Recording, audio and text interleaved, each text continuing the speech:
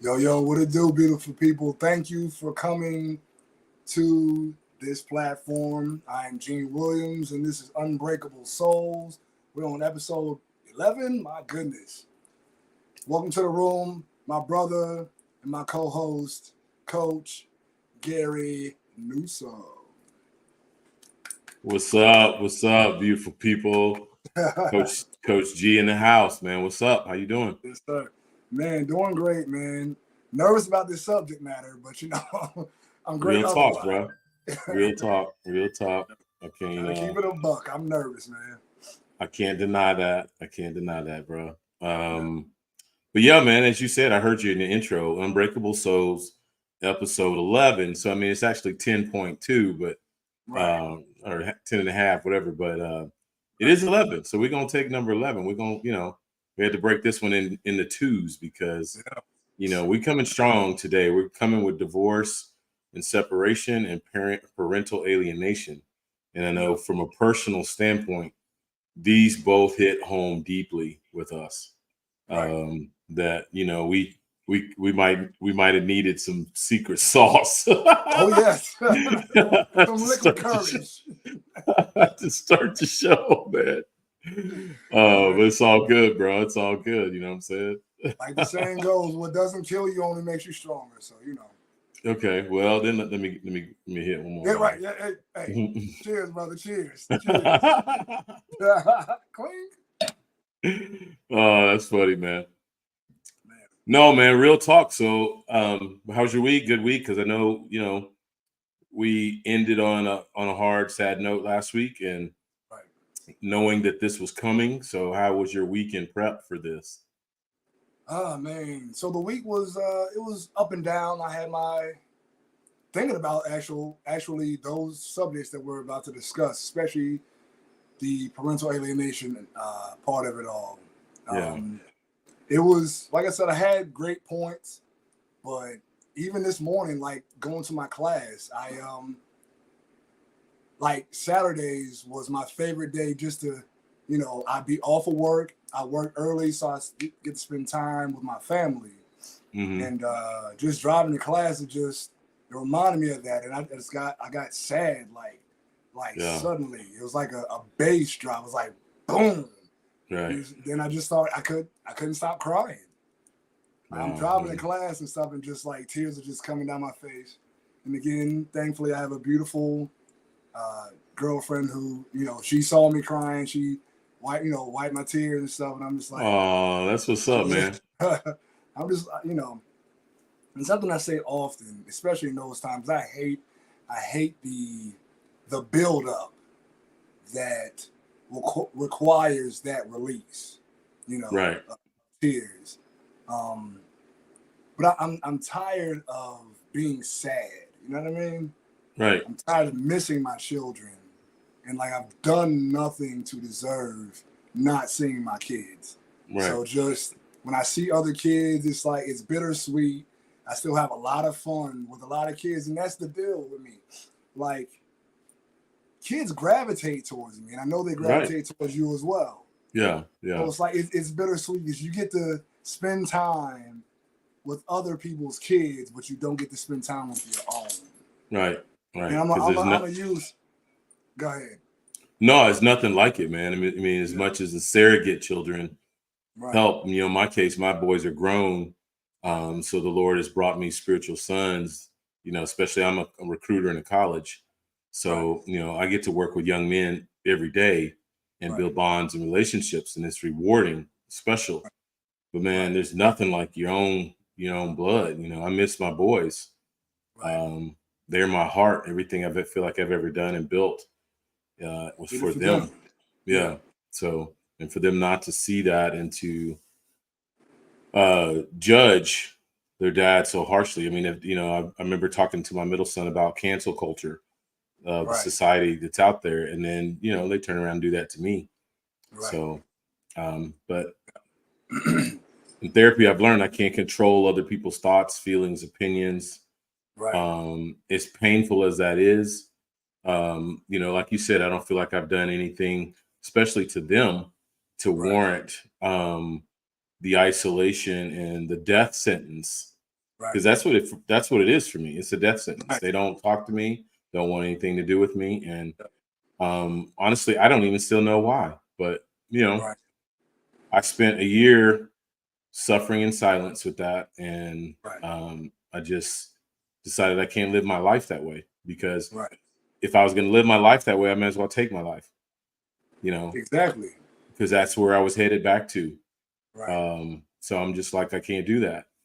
I remember in those darkest moments, man, coming out of the divorce, and all the different stuff that, I needed them to be there and they weren't there. But, I kind of came to a realization that I need to live for my babies, meaning my grandkids. I have 6 granddaughters. So it was Man. them, seeing their faces every day, Right. that pulled me out of that bottle, that pulled Right. me back into a state of sanity, Right. as in going through, hospitalization and therapy. It's them that pulled me out and brought me back to life. So, Right. and now not to have access to that, Right. Right. Yeah. So I just got to find new whys, man, new whys to still be here, Right. So Yeah.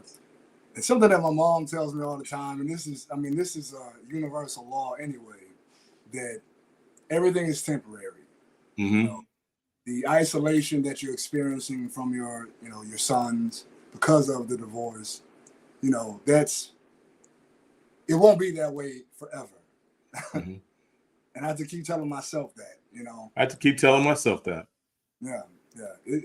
It's tough because sometimes despair, despair sets in for me.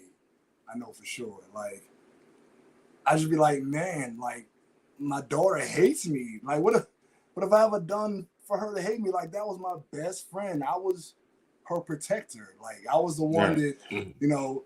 I'd be going all day working and come home and she wouldn't leave her room until I got home. And Wow, she would man. sprint to me and hop in my arms, Daddy.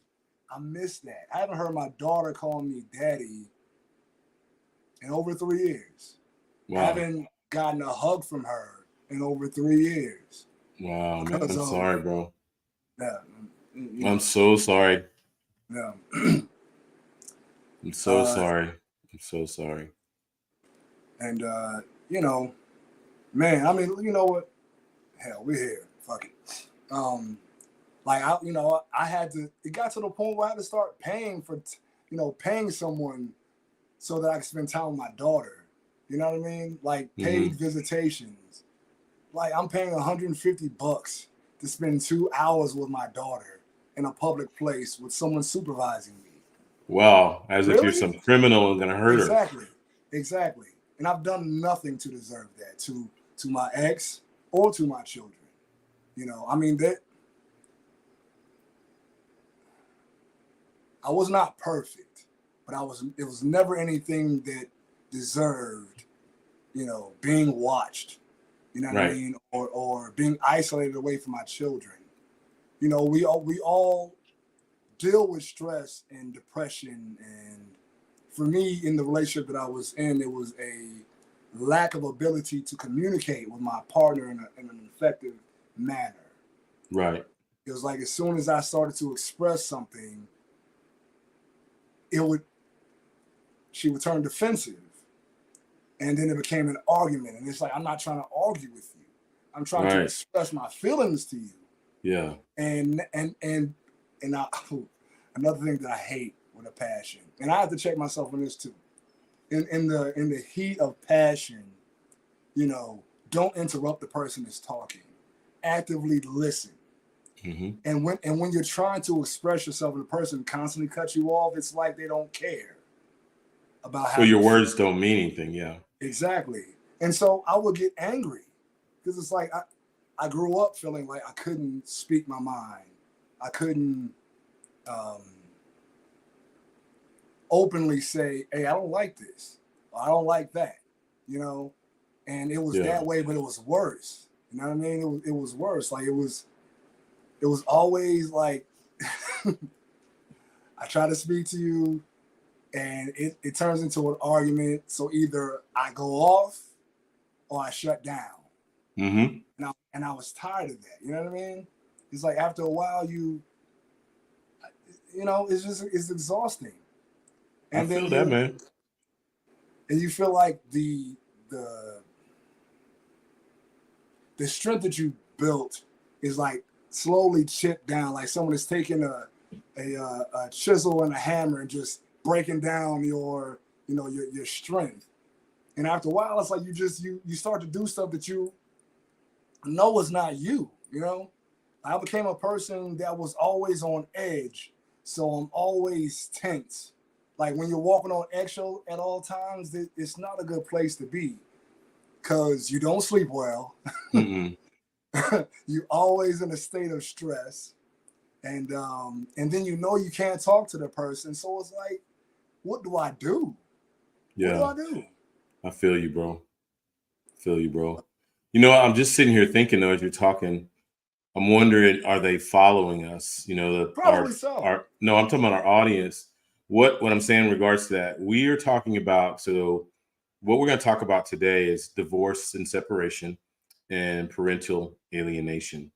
So, divorce and separation. We want to really talk about discussing the feelings of loss, grief, and really upheaval that can accompany the end of a significant relationship.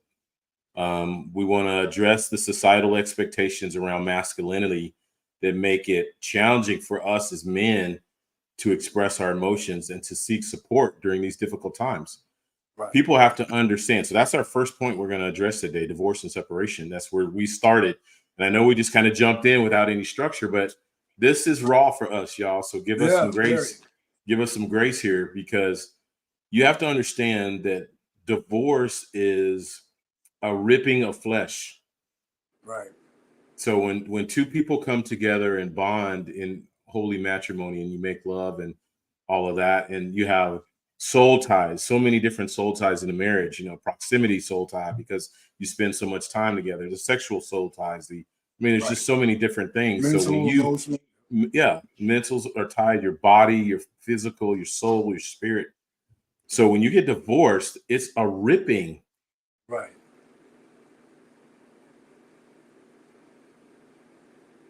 You there, Coach? You're frozen on my side. Yeah, it looks like he froze there, so he might have to go back out and in and everything along those lines. But I was hearing that deepness that he was having and all along those lines. So hopefully he can go back out and come back in, because it does look like he's frozen on this side. It does happen sometimes. But y'all were talking about that whole divorce situation. Like I told you before, I haven't had that pleasure. Still trying to find that right miss one and everything. But I do know that sometimes divorce and separation can even happen in the single life, as you know, Right. Gene, because definitely you can be engaged in that space even when you are not necessarily in the marriage space. Because I know that I've Right. mentioned that I have been in relationships that ended abruptly. I told you that one time I literally had to walk away just because I was feeling a Right. little bit too much pressure and that it was not going in the right direction and all along those lines. And I think I told you about another time that a person was being a little bit too bold and was kind of Right. claiming parental property before we had even gotten to the point of being Right. in the relationship or having a official relationship. And I do remember that there was, that might have been that same lady that was making those kind of like random, non-random trips to the diamond and Right. jewelry store Right. just to try to talk you into getting Right. married, even though you might not have been in that mindset at that particular time. And I know one thing that women talk about a lot, and I'm not sure y'all's thoughts about this, and hopefully Coach will come back and y'all can get more into the parental separation and the parental stuff that y'all are going to talk about. But I know a lot of times women talk about men that they feel are not willing to commit. They call them commitment phobes, and I know that Right. I've been accused of that at times and all along those lines. But I just wonder maybe if you could explore that for a little bit while we're waiting for Coach to come back, because I do know that that sometimes even plays into the divorce conversation, because sometimes women are feeling that they're not getting the right level, and men too, of what they want in the relationship. Right. Yeah. You know. So when you connect with a person emotionally, mentally, sexually, that's a bond. It's a marriage, regardless if you have a ring or not. Like it's a spiritual connection. It's a spiritual bond.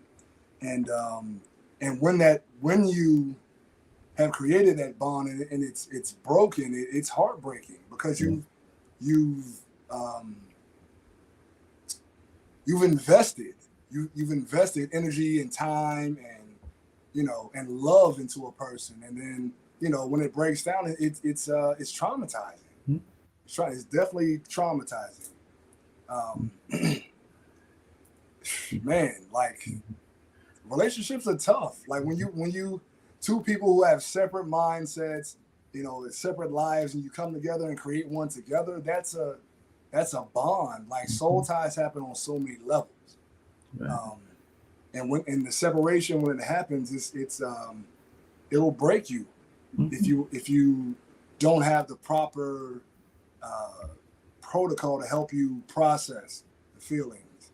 Yeah, and sometimes it can also be some mental aspects that go in there as well. Because I remember another ex, and they had had a lot of trauma in their life and everything, but probably the most traumatic thing. This was probably multiple decades ago, and everything that probably gave me a clue that it wasn't a good relationship. And all along those lines was earlier before the show, you were talking about how, and I'm not knocking gun ownership. People have every right to have guns and go to ranges and things along those lines. But I do remember one ex that used that kind of knowledge almost as an intimidation factor. So, when you're in the middle of a sexual relationship and all of a sudden a gun comes in the middle of the play, and so they're letting you know that they've got that in their arsenal, for lack of a better term, and everything. It can definitely do some mind tricks on you and everything. I do remember that was one of the things that took place in one of my relationships many years ago. It's like, I don't even know where the thing came from. It might have been under the bed for all I know, but they just kind of like popped it into the relationship, and you're sitting there going like, well, one, I didn't know you had one of those, and two, I'm not trying to get taken out of this world in this particular situation because you are feeling that the relationship isn't going the way that you want it to go, and all along those lines. So that was very kind of intimidating, but also very mentally abusive and emotionally abusive when you just have a weapon come out of nowhere, because I had no clue that the person, I don't even think I knew the person that owned one. I mean, I have some friends that have guns, not just you, but others as well. And some of them are even females. I'm not knocking females for having weapons at their disposal, but if you're in the middle of a relationship and it just pops up out of nowhere, that can definitely do some head tricks on you. So I know that took place some 15 or 20 years ago. Yeah, that's a total manipulation. So they're gonna present a gun, to manipulate you into doing what they want you to do. Right. Like, so in essence, you just threatened my life. Right. You just threatened my life. So I'm about to get out of here because I don't want to wake up dead. Exactly. Exactly. Man. But I mean, man, just relationships are, because we all have our trauma. Like we've all come from something that we've experienced before. So to basically force you to do what they want you to do, you know what I mean, by presenting a weapon into the relationship is first off a death threat, and a total manipulation and control. Yeah. And that's when you wait till they go to sleep, take the gun and get out. Exit stage left and everything. There you go.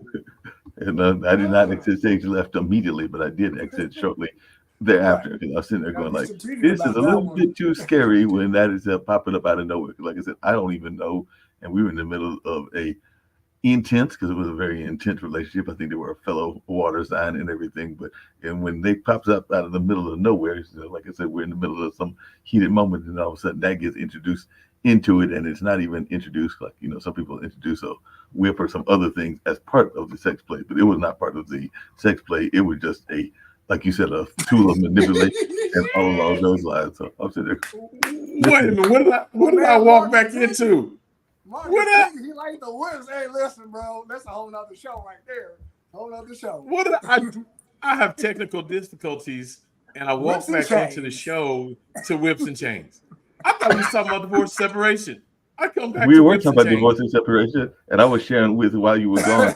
I was sharing with Gene a couple of incidents that happened in my own life. I said that even though it is something that you folks that have been in marriages or in long-term relationships are part of, that it can impact those of us that are in single life as well. So I was just refreshing his memory about what I had told y'all about last week, which is the young lady that kind of had done some manipulation with the house and trying to claim the household of my mom and everything. Right. And in that space, but I was also mentioning, which I had not mentioned in the show before, another young lady decades ago that within the midst of the relationship introduced guns as part of the relationship dynamic. So she was letting me know that we were having a hot and heavy moment, that she had that gun there. It was like a form of manipulation, but also a threat as well. So that's what we were talking about. She threatened my life.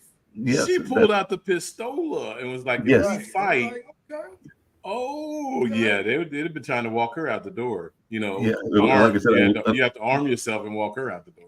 Yeah, well, and I was not. I was in her property. That's what I'm saying. I don't know where weapon, I don't even know where the weapon came from, because I don't know where the weapon. Yeah. There you go. As soon as you now I get why we. Okay. Yeah. Now you get where we were going in that conversation. But if you want to turn it back over to you, I do have to teach you about something just on a lighter note, and everything about that line, because you had said something that many people on this show, because I've got other friends that are been in long relationships, been parts of extended families and everything.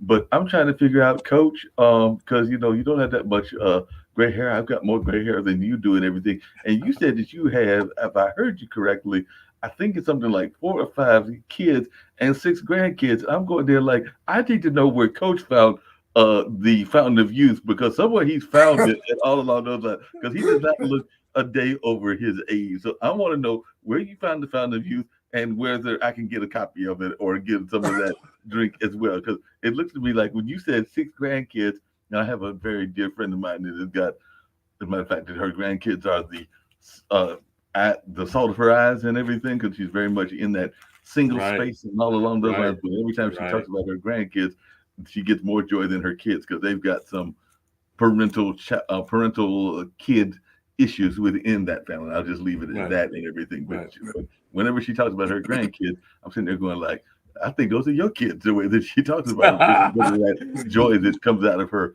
voice. But just coming back to you, Coach G, I'm going like, there is no way that he got 6 grandkids. That's like impossible. The man's only like about 25 or 30 years old. So there we go. You found the fountain of youth at. Do that times 2, Mark. I'm actually 53. I have 3 adult sons. Dante is 33, Dex is 31, and Devin, I believe, is 27. And between Dante and Dex, I have 6 granddaughters. Wow. 6 granddaughters. So, yeah. I mean, I started marriage at 18. I was 18 when I got married. We were together, married 32, together 34. So, long time, man. It's like 68% of my life, So she was all I knew. Right. I grew up with her, literally. Yeah. Literally. I was 22, so 23 when I got married, and my ex and I were together, married for 17 years, together for 18 and a half. So, big chunk of my life. I'm only 42, so it's a big chunk of my life. It's almost half.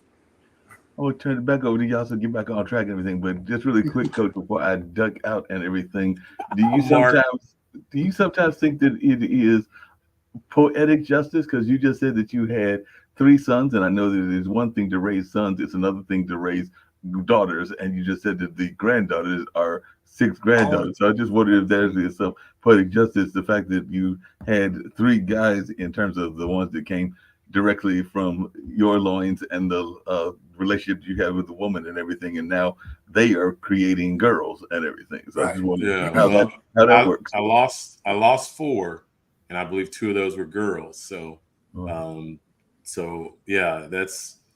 it's poetic justice to me. God has a sense of humor. I love it. I love being a poppy to 6 girls. So, I love it. I love it. Not that I don't want a grandson to carry the name on. That's important, but man, I love having these girls. Yeah, they bring something else out of you. Yeah. They bring out that soft side, So I have a bonus son. I mean, to me, he's my son. I've been in his life since he was 17 months old. So that's my son. He's 22 now. That's your boy, Well, man. Yeah. About to be 22. Yeah. You're all you know. Yeah. So that's my son. Like, to me, like, I wasn't there to help, create him, but I was. It's not about that, man. Yeah, right. I've exactly. learned, It's not at all. that's important. Obviously, you be the one that was there to create the child, but it's the father is the one who's there in their lives, who's doing the grind, the day to day, right, with them to help form them into the young man or woman that they have become. So, yeah. Sorry to bother y'all again and everything, but that actually raises an interesting question. How important do you think it is when you're in relationships to stay connected? Because, like I said, I think I've told y'all before on the show that I've had some relationships, some that have been short term, some that have been relatively long term, none that have been extensively long term, the kind of years that y'all are talking about and everything. But I do have some friends that I was dating, and I got to know their kids, and in some cases, the kids and me have actually stayed in greater contact than I did with the actual ladies that I was dating. And in some cases, I regret to lose in touch with some of the kids that I knew quite well. But because of that separation and because of the fact of them going their different paths, and there might have been myths and lies told about me that they were not able to connect and keep that connection and all along those lines. But I do regret that sometimes, and sometimes even my own mom will ask about certain ones of them that I used to know, and all in that space because she got to know them during those brief time frames. So how important do you think it is to maintain those connections, whether it's in the dating world or in the marriage world, to those children? Extremely, because as the kids are growing up, like, you are a father figure to them. Whether you're their biological father or not, your energy is something that they're going to remember. Right. And it's very important for you to stay connected to them so they have at least some sense of normalcy as it pertains to a paternal unit. It's as a kid who, now my parents were married until I was like 4. They got divorced, which is a big thing. In essence, the point is, like, having that connection to a paternal unit, especially when the paternal unit is the one that provides that structure for you, that protective property, that as a man, it teaches you how to be a man, and as a woman, it teaches you how to look for a partner that will be a perfect fit for you. Because, I mean, think about it. As men, we marry our mothers. I mean, that's a fact. And as women, we marry our fathers. Why I say we? Like, I'm a woman. But women, got feminine side in it. Your father, right? I'm both, y'all. Hey. I know you meant. No, but it's extremely important to have the continuity of a relationship with a strong male. What's the word I'm looking for? And sometimes the continuity you don't even recognize, because I know that in my case, my mother and dad were married, because I think I told y'all before on the show, they got divorced when I was in college. Malik, my younger brother, would have been in, I think, either high school. No, he's 7 years younger, so he would have been about junior high and everything. And I'm sure that the divorce impacted him differently than it did me, because I was gone and away. I think I got a phone call that they were getting divorced or separated and then divorced and everything, whereas he was going through that directly. And even to your point, Gene, and everything, sometimes when I look at my dad's other half, because he's been together with Linda, he's got a couple other girlfriends, but Linda has been his longtime lady love, and they've been together for longer than he was with mom. I think they've been together for about 25 years or something like that. And a lot of times people would see her and see my mom and not see a lot of similarities. I mean, she's a Jewish American lady and is definitely from the white side of the fence and all along those lines. A mom is definitely a sister and definitely in that space. So people would be like, don't necessarily see the similarity, but I can say that they are both strong women and strong women figures. So if I think about it, there is some similarity and a type that dad likes. See, like somebody that can be intellectually stimulating to him, because I think that both of them are intellectually stimulating women and all in that space. I'm sure that part of their relationship was whatever that physical aspect of part of it that created me. And of course, me and Linda has got her own kids, and they haven't got any kids of their own that they created. But I do know that she is very intellectually sound person, and just like I know my mom is. So I'm thinking that intellectual stimulation is what that common bond was that you're talking about. So if people saw like a picture of Linda and a picture of my mom, they'd be like, what is the commonality? The reason Jim, that's my dad, would be attracted to these. But I'm thinking it's because he's attracted to those that are intellectually stimulating him and that he can relate to in that sense. Right. And also with a person who's intellectually stimulating, it helps you grow, because this person who's, basically your intellectual equal, they can challenge you to grow in ways when you're stubborn or stuck in your ways. And that's what you want. You want a person who not only supports you and helps you, first time visitor. Yeah, right, exactly. Hey, the official King Rose, first time here. Good day, Kings. Hey, good day, King. Good day, bro. Good day. We definitely need that. A person who pushes us to be the best version of ourselves and doesn't let us slack. You know what I'm saying? You need that. You need that person who's gonna be like that poker. Hey, you're doing wrong. Hey, no, you gotta be more focused than this. Well, you've been slacking on this. You need somebody who is that person who will see you as you are and recognize the potential in you, and then helps you, manifest that. Bro, that's so good, man. Yeah, that's so good, because that's what's I had to pivot, going through different experiences in relationships post divorce. I've probably had 3 significant ones post divorce, but I've learned coming out of that exactly right, intellectual, emotional intelligence. right. So when I say ride or die, that's what I'm talking about. A woman that understands me, sees me, that I can have deep, last longing conversations with on various topics, not just one thing. We can talk faith, we can talk, our goals, we can talk about the hard things. She's not afraid to dive in and talk about our differences. Just everything. It's not about looks. The word tells us that beauty is fleeting. So, these men that are out here hooking up with women just because she's fine. Yeah, she's fine today. Right, exactly. And I get to a degree. If that's your woman and you marry her and all that, she's gonna always be fine to you. But I'm saying the beauty is fleeting, man. That's the beauty of her is going to check out at some point. And if that's all you've invested into that relationship, man, you were waiting for failure. So Coach, along those same lines and everything, but you got some people that are so busy wanting to sign the fine woman, that woman that is very much appealing to the eye, not just to themselves, but to others as well. And just like you just said, there is no guarantee, and I'm not wishing ill on anybody, that they couldn't go out into the world on today and be in a car wreck and not be the same kind of person that you were when you were first involved in with them and everything. And then the question becomes, are you willing to stand up with them during those heartbreaks and heartaches? Because I've got a couple of friends that have had their women have some significant surgeries, ranging from heart transplants to, I think one was involved in a kidney transplant and a number of other things. So we know that you really got to be devoted to the relationship to stay in that relationship, because there's no telling what's going to go in that context when it is something that is life-threatening. Well, it can be something as simple as childbirth. You could produce a child together, and then men lose interest in their woman because now her body has changed, because their investment was all in the physical. Exactly. So, that's temporal, man. That's going to be a constant change. I think your investment has to be in the wholeness, the eternity of that woman.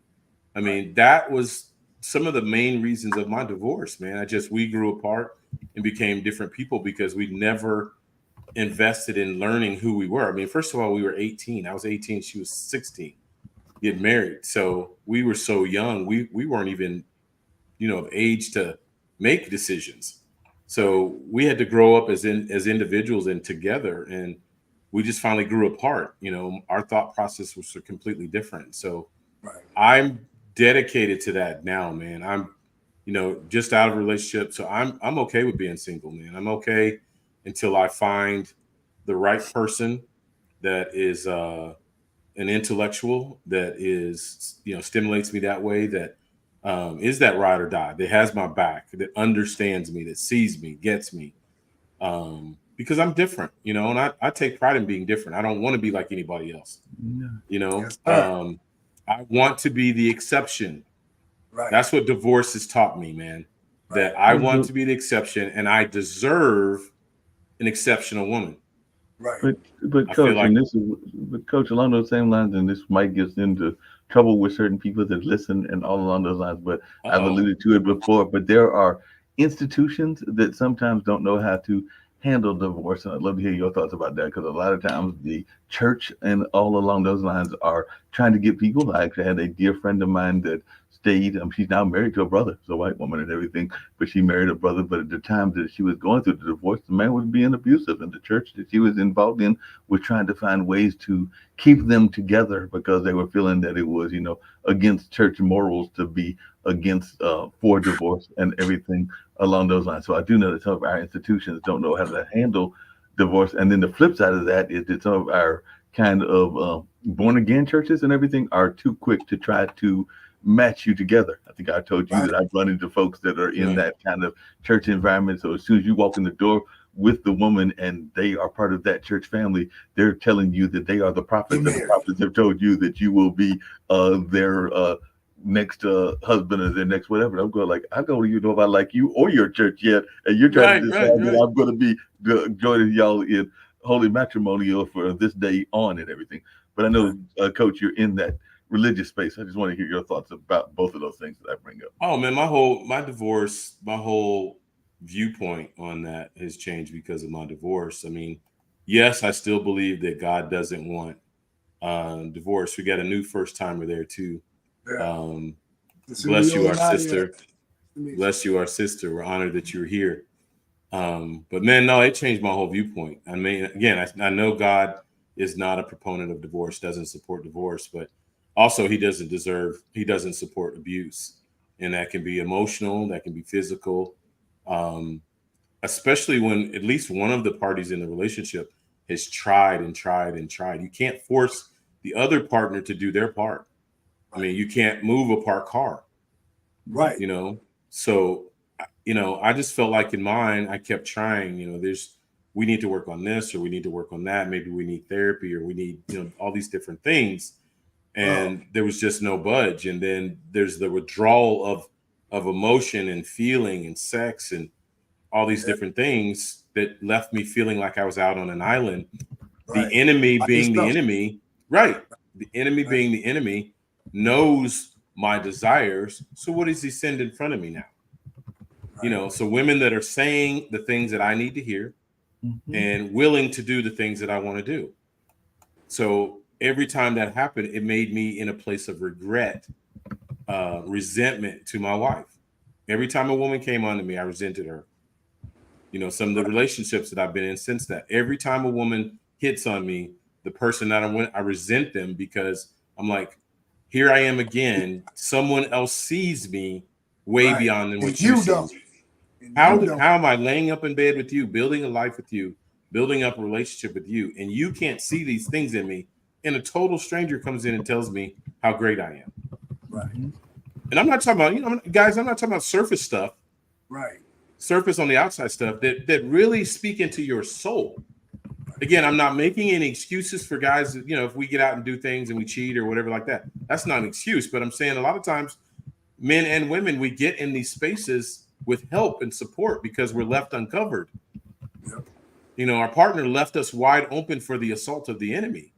And that's why my viewpoint is, say it again. I said, and then they're mad. Right. And then they're mad, and sometimes I will tell them myself as well as every time, because sometimes we also get caught up in things that we think are not necessarily cheating, but if we're being perfectly honest with ourselves, it is a form of cheating and all along those lines, because I'd be lying, and I'm not going to lie to my two brothers here if I didn't say that there were times that I was involved in online relationships, for lack of a better term, and everything. But that is a form of cheating, and I had to get older and understand that, to understand that that was a form of cheating, because I was not feeling comfortable in the relationship. So I turned toward online situations and all along those lines, whether it was, Black Singles, which used to be back in the day, or whether it was an online dating site and all along those lines, and don't even know whether the people were real on the other side or not, but it was an escapism. Exactly. Tool. Yes, exactly, man. See, that's me. It's been escapism, trying to attain or to gain those needs that my partner wasn't providing. I mean, not by any means defending, protecting. It was wrong. Right. But again, I say I didn't get to that space by myself. Right. And then when you go back to the partner that wants to take no accountability for the things that they didn't provide for you. Right. How did these other people who don't know me from Adam speak life to me? Right. And you know me. Right. But you can't speak life to me.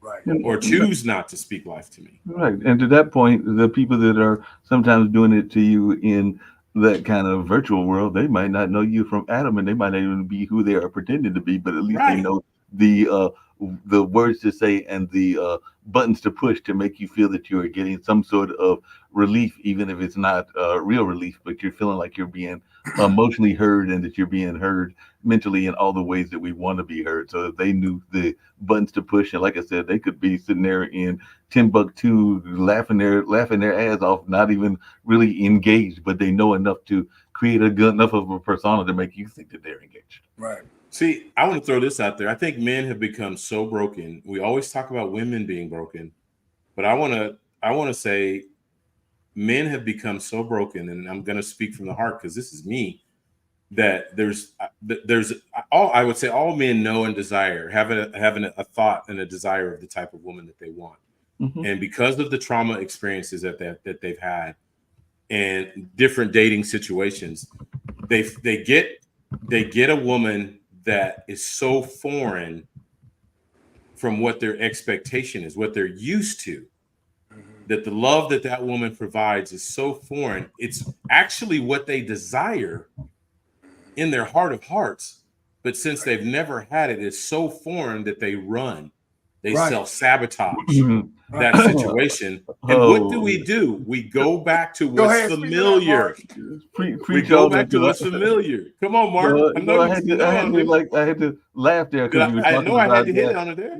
No, you hit it on the nail. Not only that, but we self-sabotage, and sometimes we don't even recognize the gift that is there. Because I know a lot of times there have been a number of situations, and I've said it on this show, I've said it on other shows as well, that sometimes we are so busy being afraid of our own reality and afraid of our own situation that we don't even go after the gifts that are there. And then when it turns around, as I think I mentioned to y'all last week, that a friend of mine is actually now dating somebody that I thought was the cat's meow and all along those lines, but I never pursued the person. So I really can't claim any fault other than my own, but I was too busy talking myself out of it, because we can also talk ourselves out of relationships as well. I know that there are times that we will sit there and recognize somebody that could be the person that needs to be in our life, but we're too busy sitting there going like, "Nah, they'll never talk to me. I'm not their type. They're go for this type." But what about when you actually have them?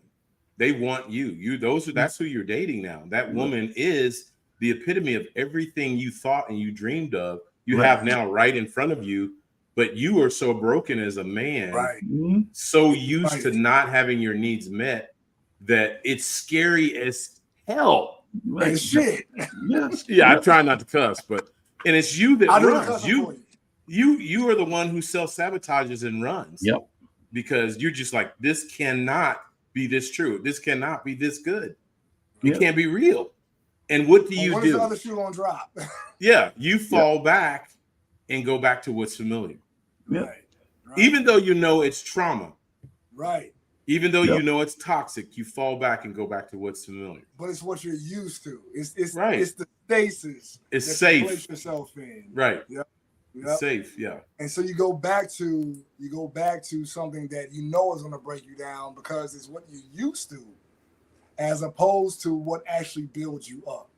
Mm-hmm. And that's the crazy thing. Like, I'm not even gonna lie. The relationship between my current girlfriend and I did not expect it. I was not looking for it, nor was she. But like, she is everything that I've been looking for without even looking for it. You know what I'm saying? I envy Like, that, we brother. were just friends, and we helped each other through a lot of traumatic experiences within that time frame of the separation between my ex-wife and I. And it just, after a while, it just became so natural, but it took a while. And it's still, sometimes I like, okay, wait a minute, Gene. You're overthinking. Right. You're about to push her away. Right. Calm down. And recognizing it's trauma, it's making you push away. So, acknowledge the trauma, process your feelings, and then drop that stuff, because it's not something that she's doing. It's something that, because you're afraid of a repeat of what you experienced, then you put up those walls, and you realize, damn, I shouldn't be so damn distant. You know what I mean? Let me tear this wall down and let her in. I'm still like, But Gene, I got to come back because one of the things I got to say is that those walls are not just always of our own making and everything. Because if I hear, and I'm not saying that is nothing wrong with having friends of the opposite sex and all along those lines, but I do sometimes think that the friend box is a wall that sometimes women and other people put up as well. So I'm not saying that you can't be friends and have friends that are females and everything, but I do get frustrated sometimes when you get automatically placed in that friend box and you're sitting there going like, that's not what I want from you. I want an actual relationship, and we need to explore this possibility. So I do get frustrated sometimes by that friend box, and that's just me being real and very real, as we do on this show and everything. Yeah. I mean, there's nothing wrong with being in the friend zone. I mean, that's how you learn a person, and maybe it will evolve and become a romantic relationship. But I mean, you don't want to force nothing. You want it to be natural. You want it to be natural. You want them to want to be there in that space with you. So I mean, I look at it like this. All right, you want me to be your friend? Cool, we can be friends. I'm cool with that. And like I said, with the situation I'm in right now, like it was just a friendship. Like, we were friends. We were both like kind of sounding boards for each other.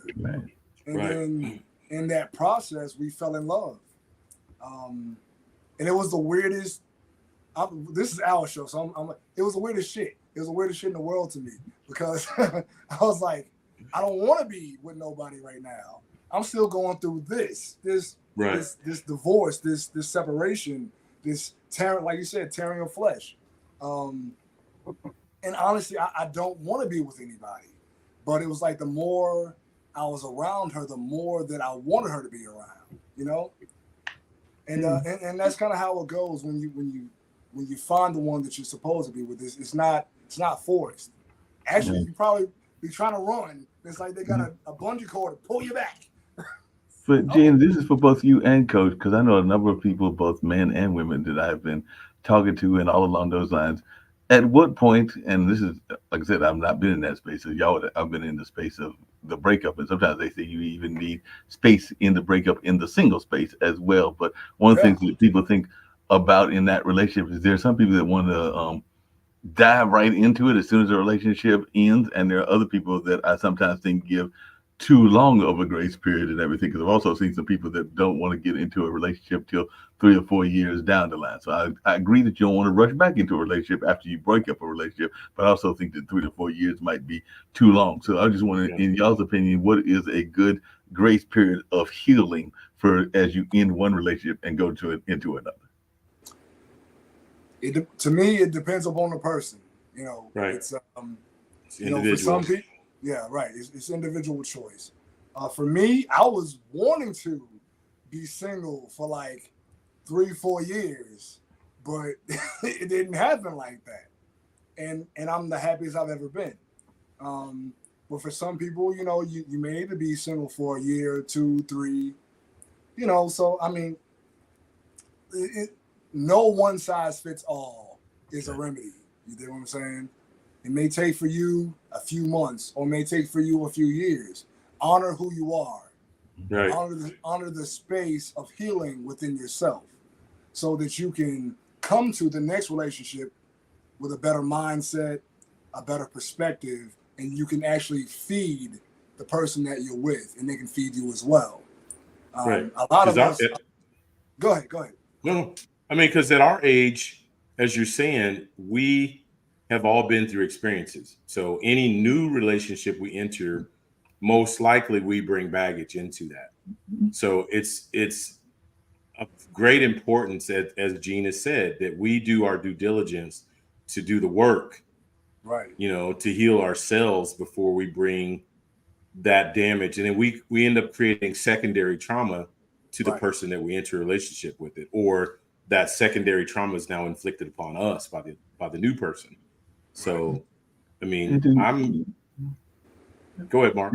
You say, to Gene's point and everything, sometimes you don't know the nature of what you're going to get into and everything. I have like I mentioned, I've got that friend and we're just friends and everything, even though we've explored the possibility of relationships that is in that grandma zone and all along those lines. But I do know that I have a very good, a cousin of mine that literally his second wife, and he had some trauma in his first wife, and he's somewhat estranged, kind of like what you're talking about with your daughter, from his from his only daughter, because he only got one kid that is his. He's got some kids from this. They've been together, him and Bridget, for a number of years and everything. But he's got kids that he has raised that are her kids, and all in that space. But I remember that even though he was estranged from his daughter, and she's gone on to some success, I think, in the volleyball field in college, and now is out of college and everything. But he is totally estranged from his daughter and has very little contact with her and all along those lines. But I also know that when he first got together with his current wife, that his own mother, and I would say maybe even his father, was sitting there going like, do you realize that you're getting not just a ready-made family, but a ready-made grand family? And there was a lot of teasing in that regards, but they seem to have worked it out quite well. And he is a military person, Coach G. So he, like I said, some of that military discipline is probably what helped him in that relationship and everything. Right. Like I said, they've been together for decades. And like I said, I know that one of Emmett's great regrets is that he's not as attached to his own daughter as he would like to be, but he is very attached to his wife's kids and all in that space. So that's a lot of times what you don't know is what God is going to give you, because God might give you something that you weren't expecting, is my kind of point. Because I'm sure that even though his aunt, my aunt, his mother passed away, I do not think she was a big fan of him jumping into that relationship because of the fact that it was ready-made family and ready-made grand family. Right. Yeah. Well, I just wanted to throw some out too, real quick. I don't know if they're still here. The official King Rose. He was a first timer with us today, and sincerely yours, Nadia. I'm not sure if she's still here, but if they're still here, I would love to hear their perspective on some of what we're talking about today. I don't know. I think Nadia may have burned out on us because I think her last comment was saying goodbye, but if she's still here, sister, I would love to hear your perspective. And our fellow king, the official King Rose, if you've got something to say, shout out to us, brother. Right. Yeah, definitely appreciate you all for showing up and tuning into the show. Yeah. Yeah. Man, it's been tough, bro. Yeah, it's been tough. Yeah. Did you hear the part I said? Did I fade out on that? The ripping I was talking about earlier? And you literally got froze when you did this. So if you repeat that, like the ripping in the flesh when you divorce or separate. Well, it's literally the best way for me, the visual. I don't know if what's that movie for Easter that Mel Gibson did, the Christ movie, Passion of the Christ. Passion of the Christ, where they're beating him with the whip, and then they change. The Romans were so brutal.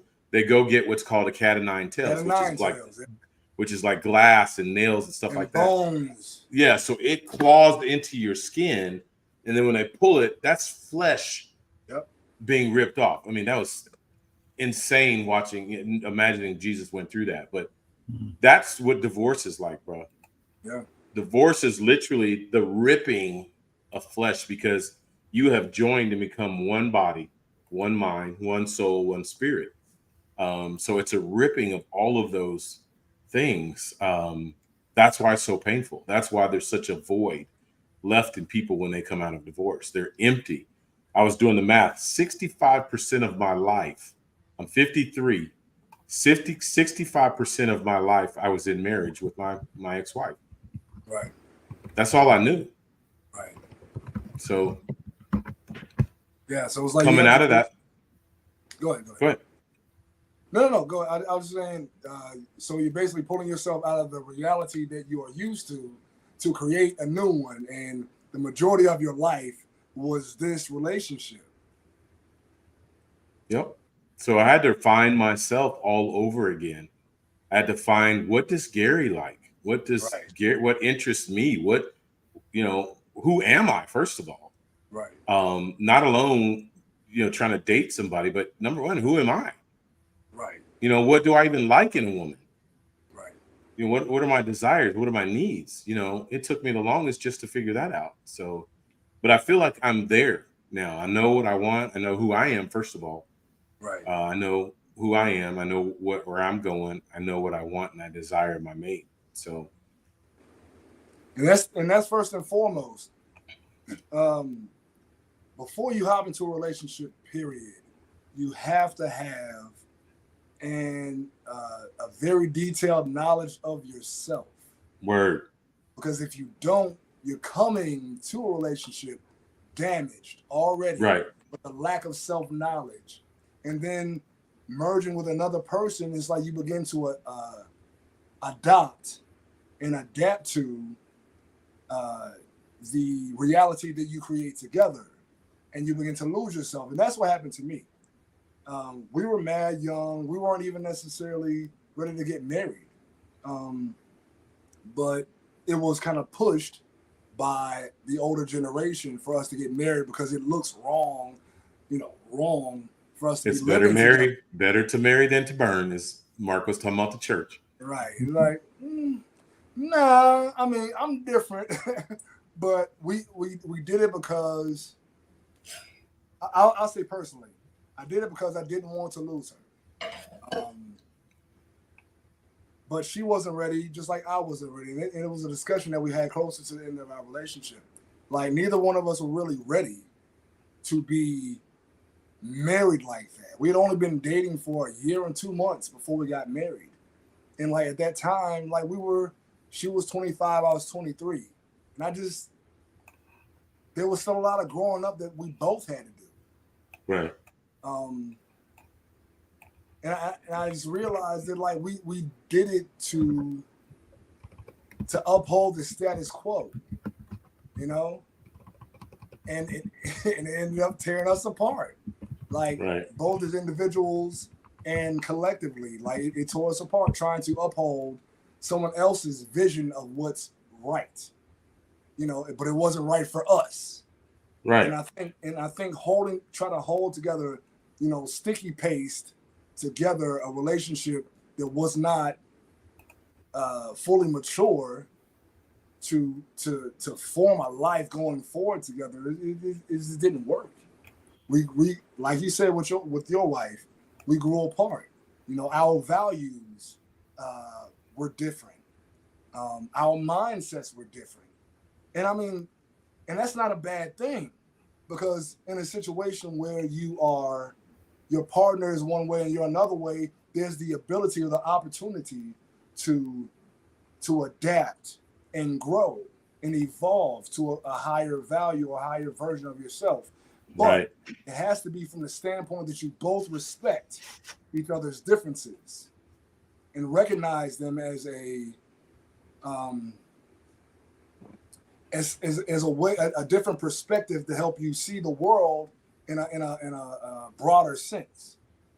Makes a lot of sense. We can go a little bit over and everything because I know that Coach bounced off and everything. I got to tease y'all about something. I'm thinking that both of y'all may be, because I was looking up stuff while y'all were talking. I'm thinking that y'all are not exactly going to be, because they say the divorce rate And like I said, I've not even had the pleasure of getting married. 50%. My brother's been married twice, but they said that it is incredibly high in everything. And I actually I was doing a talk about the history of Durham and its connection to Duke University a couple of weeks ago, and I met a young lady from this state that I'm getting ready to mention it and everything. But I'm thinking that you don't want to go to Arkansas, because apparently Arkansas leads the state in divorces. So that apparently, if you What? it says that Arkansas is the state with the highest divorce rate in the U.S., and definitely the other states that are in the top 5 are New Mexico, Wyoming, Kentucky, and West Virginia. So apparently, you don't want to go to Arkansas. What is up with that? Yeah. That's funny, because I was going to pull up some stats too, but Mark, you already knocking them down. You already got it. You got you. But they do say but I echo what you said, Gene. Man, I feel like I've really evolved, man, and I can go back now and reflect and look back in areas of my marriage that I was wrong, where I can accept responsibility for my errors of my ways, and things that I would have done better. You know, the version of me today would have done a better job of that. And now I can look back in some of my relationships, and the 2 that I ran from, that saw me as me, saw that they were invested in me. If I had nothing else on the planet, they just knew I was the only Gary on the planet. So things that I would have done better now in those situations. So even my last relationship, there's so many things I've learned just in this short last few months that I know I would have done better at. So I would have been a stronger man for her. But, we live and learn, man. I've owned my mistakes and grown from them. So, hey, Coach, Eugene, I'm a little bit confused, because I was looking at these divorce statistics, and some of them are not making mathematical sense. I'm going to tell you what I've found, and then y'all tell me how it works out, because they're saying, I think it's something like 40 to 50% of first-time marriages end in divorce, and if you have a second-time marriages, the rate is even higher. But then when I look at it, but then when I look it up, it says that there are 14.56 divorces per 1,000 married women. So that's not that high of a percentage. So that's why I'm kind of confused, because it says that after reached a 40-year record low for 2 consecutive years, which would have been 2020 and 2021, the divorce rate rose slightly in 2022 to 14.56 divorces per 1,000 married women. So I'm going like, that doesn't add up from what I've heard and everything. So I'm very confused. Well, I think men come out of divorce and remarry fairly quickly. Gotcha. And that's not necessarily a good thing, because we don't take the time to deal with our trauma. We just talked about what divorce does to you. We don't take time to deal with that trauma, and we're right back in another relationship. Whereas women will separate themselves and go out on an island, probably too far out deep in the dark, and isolate themselves. And then will maybe at some point circle back and remarry. But men will, in most cases, remarry faster than women do. But again, that's the detriment of the new relationship. That's why those stats are so staggering. The second marriage is so bad, because really on both sides, people didn't take the time to heal. And that's what they did say, because when I get into some further the things, they say about 50% of all marriages in the United States will end in divorce or separation. Researchers estimate that 41% of all first marriages end in divorce, 60% of second marriages end in divorce, and 73% of all third marriages end in divorce. And the United States has the 6th highest divorce rate in the world. So we're not at the top of the list, actually, a country that is... Who is the highest? Believe it or not, it's that country that's fighting a war. So Russia has got the highest crude divorce rate. Russia, Belarus. Yes, Russia, Belarus, and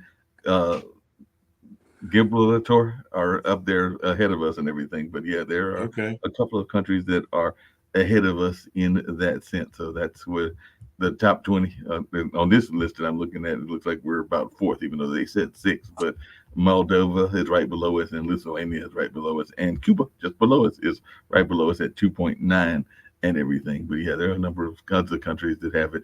But they break it down, because they said that every 42 seconds, you heard me, every 42 seconds, there is one divorce in America. That equates to 86 divorces per hour, 2,046 divorces per day, and 14,364 divorces per week, and 746,971 divorces per year. So they and every 16 seconds there's a marriage in the U.S. So that equates to 230 marriages per hour, 36,762 marriages per week, and 2,015,603 per year. So there, every 16 seconds, there's somebody getting married somewhere. Well, we live in a microwave society, so we're moving Yes. fast, and we're trying to hurry up and rush into things. So, Mhm. and then so that's the outcome is because of what's happening in the front side. So, Right. And that's the reason they said, because they said among all Americans 18 years of age or older, whether they have been married or not, 25% have gone through a marital split. So if they're not, like I said, I went through that with my parents and everything. So even if you've not been married yourself, 1 out of 4 have had an impact of a marital split. I would say this. I personally, now that I've been through one marriage, I think that like people shouldn't get married until their 30s, like 30 to 35. Like that should be when you first get married, because you have to take into account that we are in a constant search from from childhood to about 30 or so to find ourselves. Yeah. Brain development. Right. You should be fully established in who you are before you decide to add another partner. So I tell people all the time, like, if I could go back in time and wait till I was like 30 to 35, I'd be in a better place. But, you know, you live and you learn. Hey, Gina, I got some bad news for you, because they even broke it down by professions and everything. And you'll be glad to know it's not musicians that are leading the divorce rate and everything, but it is another field that you know quite well because you have them involved in your videos and everything. But apparently, and I hate to tell this because I know we have a major activity that involves it here in Durham, North Carolina, but apparently dancers are leading the professions with the highest divorce rate, because they're at 43% of the dancers get divorced. Wow. So dancers are leading, bartenders are right behind them, and I can see that because they hear all the stories and everything. And massage therapists are number 3, and then I can see that too. I can see that too. And then they put their hands on everybody. And then the third was, I've never heard of these careers, but gaming cage workers and gaming service workers are number 4 and 5. But I got good news for you, Coach G, because the field, and like I said, I've got some issues with some of your fields, but the field with the lowest divorce rate is farmers, podiatrists, speaking of people putting your hands on you, that's the feet and everything, and clergy. Clergy is number 3 in terms of the lowest amount, because they say that only 5.61% of the clergy get divorced, followed by optometrists, and the lowest of all is agricultural engineers. They only have like 1.78. So if you're in the agriculture, that surprises me about clergy, but okay.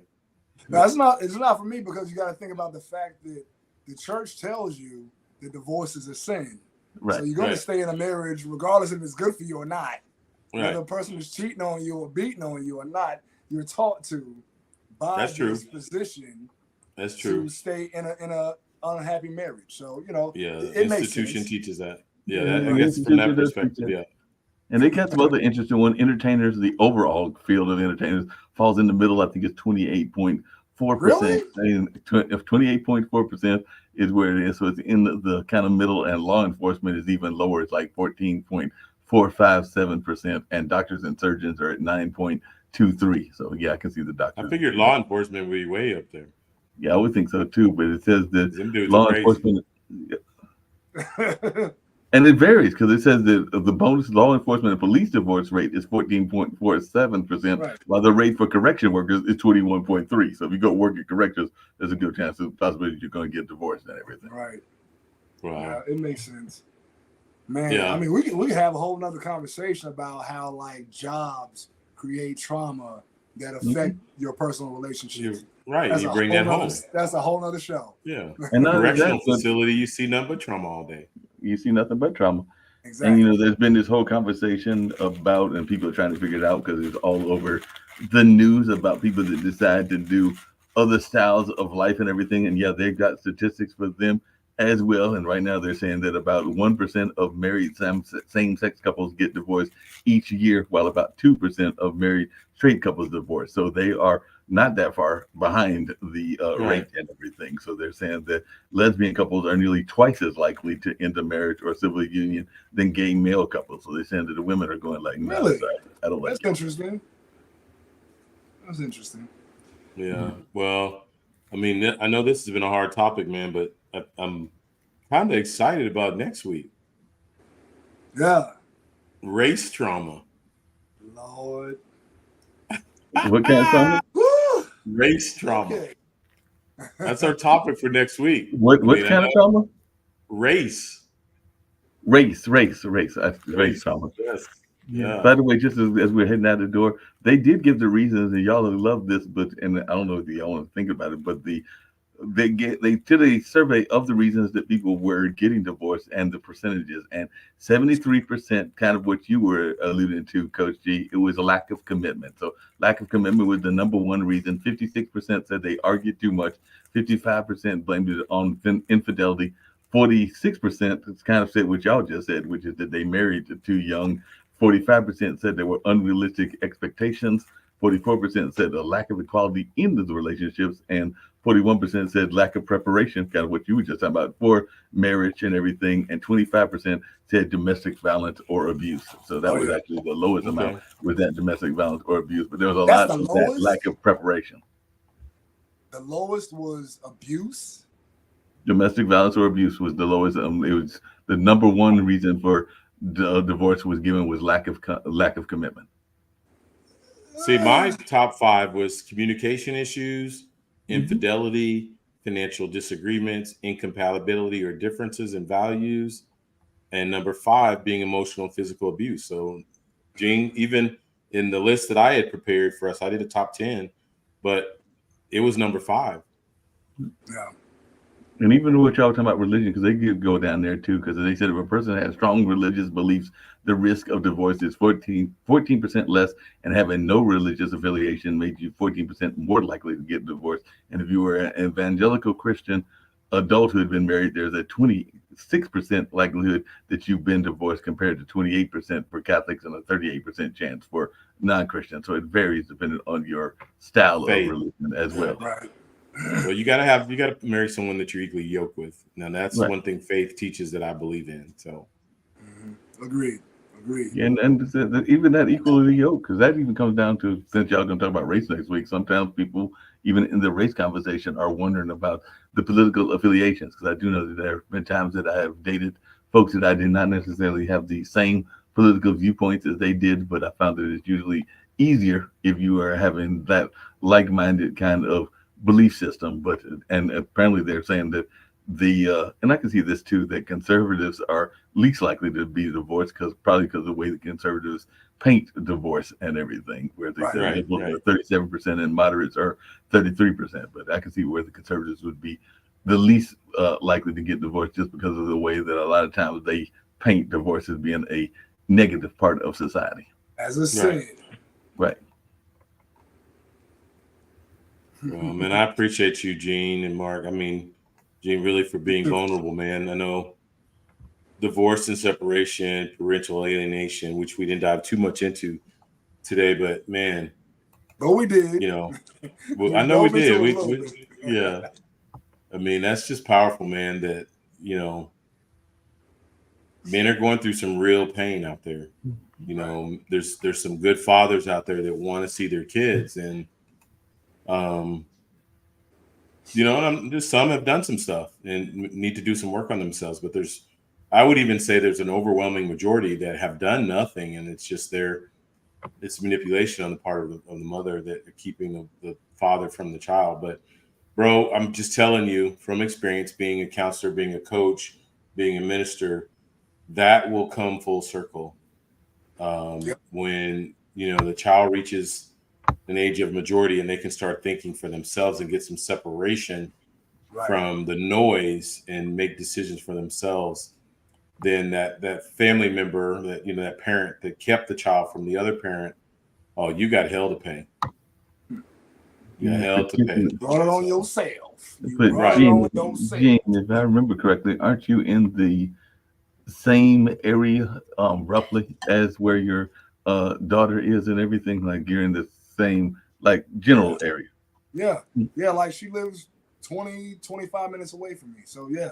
And this is where I will put a little bit of caveat to what you just said, Coach, because I do know that some of that manipulation is very real, because I have seen that firsthand, not directly, but as I just mentioned with my cousin, he's in the Atlanta area, Atlanta, DC Mhm. area, and everything. His daughter is in Chicago, so I do know that they have been separated for a long time. And unfortunately, he has not had a chance to do that kind of healing that you're talking about, Coach G, because of the distance that is there and the way that her his ex-wife and everything did the manipulation. So I don't even think that they talk that much, and she's definitely separated, not just from her family. I want to say that when her own, yeah, I don't think, yeah, matter of fact, I know she didn't, because they both passed not that long ago. When both of her grandparents passed, which would have been his mother and father, my aunts, she was nowhere to be found at the funeral, because I don't even think that she was given the notice, and definitely she was manipulated in such a way that she was not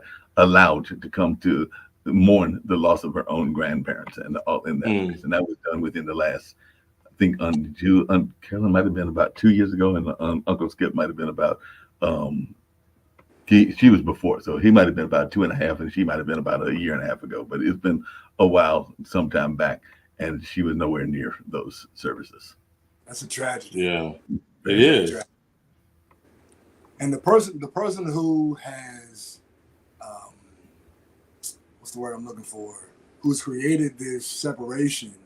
Like, I would imagine that the suffering that they experience deep down is ripping them apart. And the thing is, like, it's a self-created reality. You've created this reality where you've created a dissonance between a child and their parent, and man, it's like you not only have you created a hell. Oh crap! All right, so my tablet's gonna die soon, guys. Um, Uh-oh.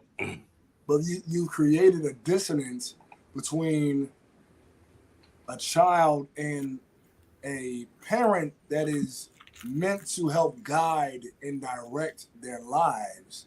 So not only have you created a chasm in their development, but you've also created a boomerang effect where you're going to have to suffer for what you've created.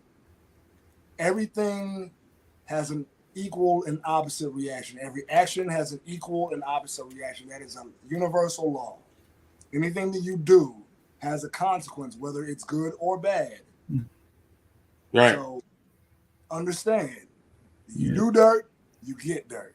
You get Right. that back, and not only that, like you just said, they have totally been separated from an entire side of their family that they may never know and everything. Right, Because, like I said, it's not just the aunt and uncle that I was referring to, but I know that my mom and her sisters have had very little to no dealing with that particular individual as well. So that's what I'm saying. They've lost an entire side of their family that they, and who knows whether they're, hopefully at some point they will realize that. And we've all heard the stories about people that later on, as they grow up and realize that, they reach out, but sometimes that's decades or multiple decades in the line and everything. But hopefully at right, some point they will realize that and reach out to one of their cousins or reach out to one of their fellow family members and try to learn more about that side of the family that right, they have been alienated from and right, self-alienated from. right. That's part of that's part of their familial history. Mhm. So Right. they're missing out on a part of themselves that makes who they are. Right. Like your DNA and those people who are connected to that are part of what makes you who you are. Right. And when you've been consciously taken away from that, then you lose a part of yourself. Mhm. And unfortunately, that's what I'm going through right now. And I know it's going to end soon. It's been tough dealing with this 3-year separation from my children. Like, they're missing out on part of their own development because they've never really even gotten to spend time, like, even in the With context their of a father. relationship. Yeah. Yeah. And my side of the family. Right. Like, there's a lot of, like, my daughter looks just like me, minus the facial hair. And with a lot more hair. But, like, you don't get to understand what made me be the person that I am. And that makes up part of who you are. And that's just, Man, we could be on this all day, man. I hear you, bro. Yeah, we don't talk about this all day long, like it's hit and everything, because it's definitely something that people deal with on a regular basis and all on the along. regular. On the regular. Yeah. Yeah. Well, Guys, man, okay. My tablet is on 3%, guys. we're a little over our time anyway, and I think I'm out of courage. So I know. I need to go No get some problem. more. We can ready to hit the popular video, and hopefully Gene's tablet will let him see it. But if not, we'll just go without and everything. But we'll see. But we'll get on out of here, and we'll be back with more conversation, this time about the male bonding and from a race perspective on next week and everything. But this was been a very deep conversation, and we'll get on out of here and go out with Gene's video. And I know I'll see Gene tomorrow on Where's the Love, all about bullying and all along those Where's lines. the love? Yeah. Where All right, is the peace. It's your boy, love? Coach G. Hey, peace and love. Thank you all for joining.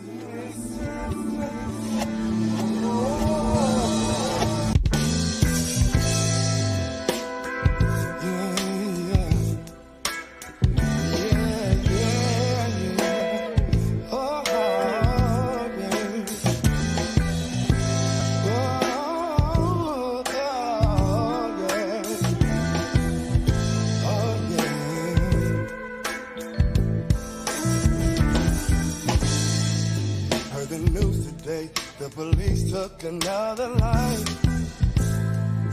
Gunshots rang out, even though he had his hands held high. Yo, I'm sick and tired of walk my brother's chalk out lines. Need to come together, set a plan, and then mobilize. Oh, what are we gonna do? What are we gonna do? What are we gonna do about all the hell that we're going through? Now stand up, shout out into the walls of Babel on the feet. Stand up, come on y'all, and let's make some history. Stand up, rise up and know you ain't gotta follow, you can lead. Stand up y'all, we can do this, you and me. Monsanto monopolized the whole grocery line. So we all gon' have 12 toes, 3 thumbs, 3 lives. If we keep being sheep, these wolves are gon' rob us blind. Let's occupy our mind space, cause the revolution won't be televised. Oh, what are we gon' do? What are we gonna do? What are we gonna do about all the hell that we're going through? Now stand up, shout out into the walls of Babel on the feet. Stand up, y'all, we can do this, you and me. Stand up, rise up and know you ain't gotta follow, you can lead. Stand up, y'all, we can do this, you and me. Oh, mercy, mercy me. The government should nurture your deputy. When will all these wars be done? Hopefully before another moment has the money.